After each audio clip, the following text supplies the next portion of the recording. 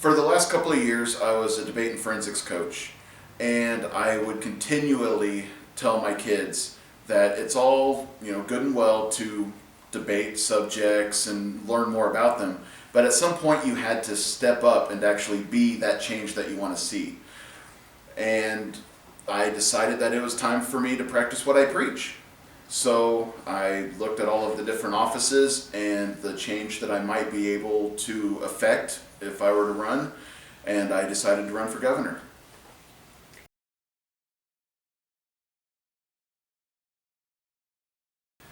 The pandemic has exposed the fragility of our food infrastructure in Kansas.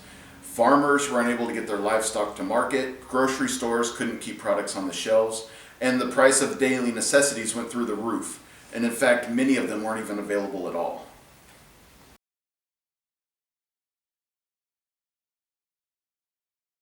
So as long as an item doesn't cross state lines, it isn't subject to any federal laws or regulations. So items that are grown, raised, and produced, and then sold all within the state of Kansas aren't subject to interstate laws and therefore federal regulations and inspections.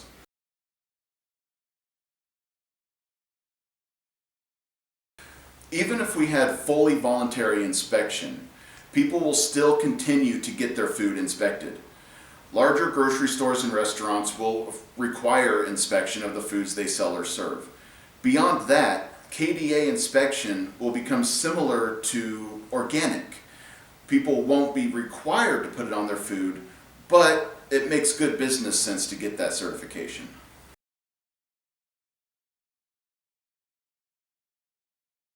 Many small farms can't afford to jump through all of the red tape required to be able to sell their products. This allows large farms and processing facilities to keep competition low, which allows them to raise their prices and decrease the quality.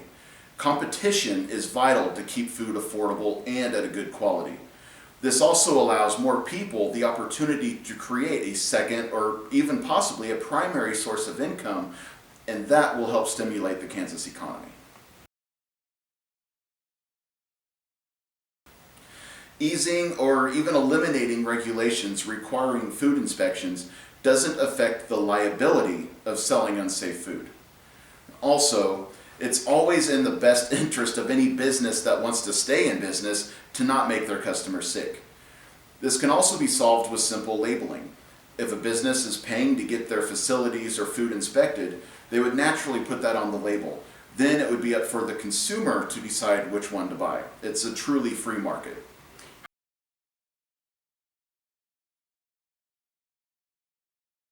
I remember not too long ago, Republicans and Democrats wanted to eliminate the sales tax on food. I've been calling for that since day one. I would settle for nothing less than no sales tax on food that falls under the umbrella of our new farmers market classifications, but will fight on complete elimination of sales tax on all food in Kansas.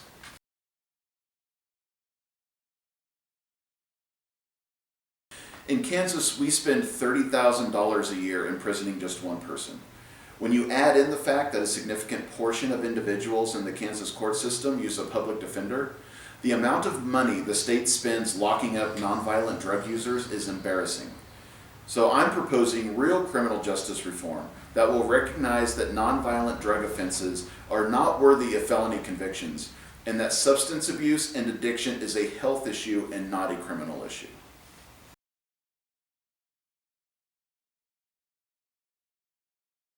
The current bill in the Kansas legislature would allow for medical marijuana consumables. This doesn't apply to combustibles, and it doesn't allow the recreational use of marijuana.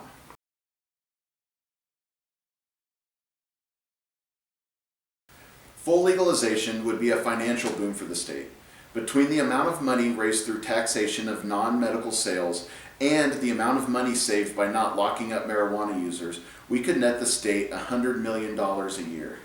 Medical usage might end up costing the state more money. We would be locking up people that don't have their government-issued medical card. We would have to have more people on the state payroll to issue and regulate the medical usage, and more people to ensure that users are using their medicine in a state-approved way.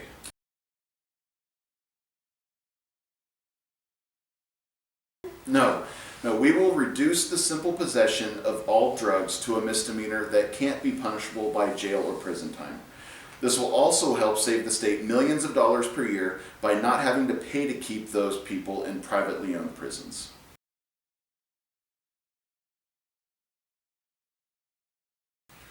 We will also be allowing all fines to have the option of community service.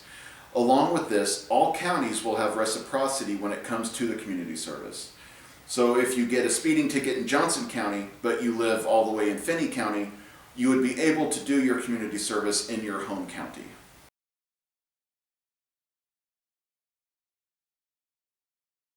As we saw with the pandemic, the state loves to overstep the legal and moral bounds when it comes to mandates. The government has no right to interfere with private business, period. The left wanted the government to force business owners to make their customers wear masks. The right wants the government to not let business owners make their customers wear masks. Libertarians want to keep the government out of the equation and leave the wearing of masks up to the individuals and private businesses.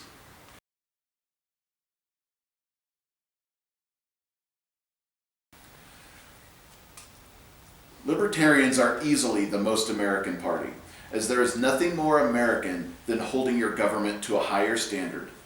This includes speaking out against all those who would pervert it, especially elected officials. As an elected official, I would hold all of my colleagues to that same standard.